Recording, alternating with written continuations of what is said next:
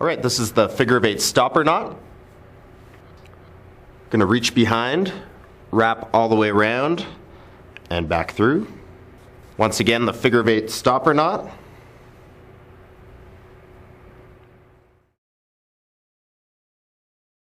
This is the figure of eight follow through loop. We're going to start with our figure of eight stopper knot at one end of our line. And now at the other end, we're going to follow through. For this one, we're following through tail to tail, so that we're creating a loop as opposed to following up through here, following through tail to tail.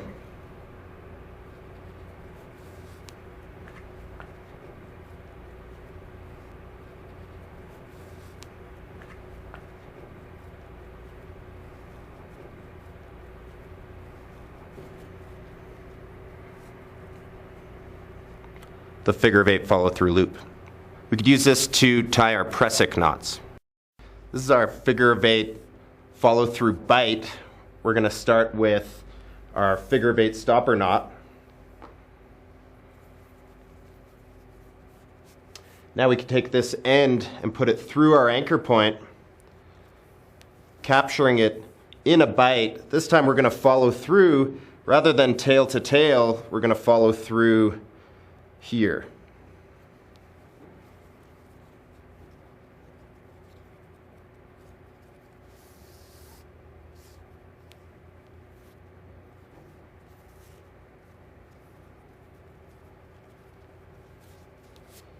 So again, that's our figure of eight follow through bite.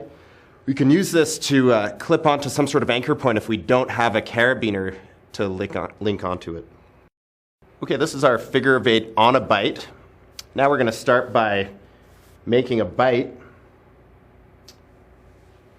Reach around, wrap all the way around, and back through.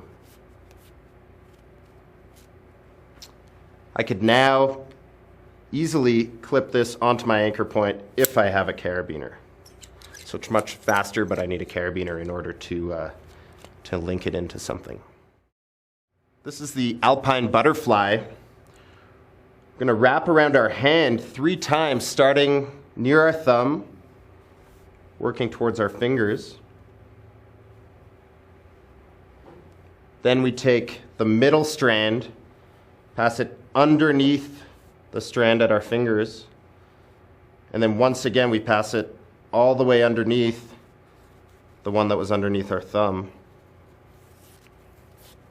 We tighten this up and it looks like that. We could use this to clip something into a midpoint on our rope, and we could pull on the alpine butterfly from either direction. Okay, now we're going to tie our 3-wrap Prusik. We start with our cord already tied in a loop with our figure of eight follow through loop. Now I'm going to take my Prusik cord and start by putting the knot over the main line and wrapping around 3 times. So once, twice, 3 times. Now when I go to pull this back, instead of pulling straight back on the knot, I'm going to pull on one side more than the other. And that is our 3-wrap Prusik. It's important that it's dressed so that we have this big band going around the outside and these 2 strands coming out of the middle. With the 3-wrap Prusik, we could place our hand on it and slide it along the main line. But if we grab it from here, it cams or grabs onto the main line. All right, now we're going to do a water knot.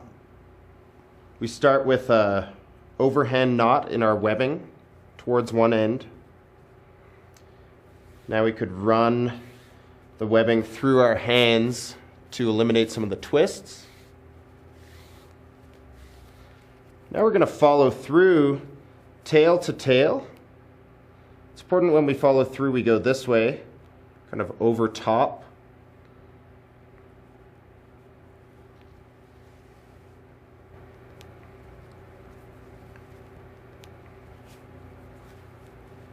With our water knot, it's important that the tails are 4 inches or about 1 hand width away from the knot.